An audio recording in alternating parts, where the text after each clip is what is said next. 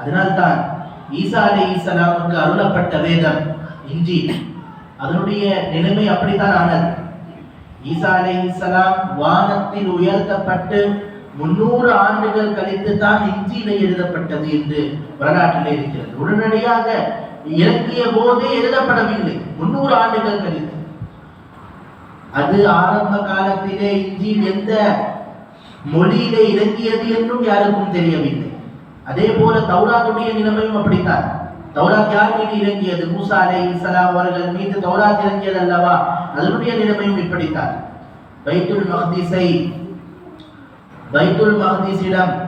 மக்திஸ் என்ற அந்த புனிதமான இடத்தை அபகரிக்க வேண்டும் என்று ஒரு அநியாயக்காரன், ஒரு மன்னன் அழிப்பதற்காக போர் செய்த பொழுது அங்கே இருந்த அந்த தௌராத்துடைய வேதத்தை எல்லாம் அழித்து விட்டார்.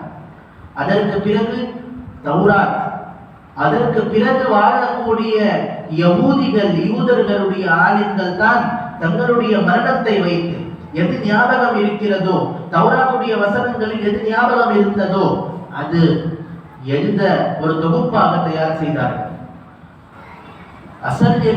அல்லாஹ் தஆலா தௌராத் இறக்கினான் அல்லவா, எல்லா அதனுடைய பாகத்தையும் எல்லா அந்த புத்தகத்தையும் அந்த மன்னர் அழித்து விட்டார். அதற்கு பிறகு உள்ள உலமாக்கள், யூதர்களின் உலமாக்கள் தங்களுடைய மரணத்தில் எது ஞாபகம் இருந்ததோ தொகுத்து எழுதப்பட்டது.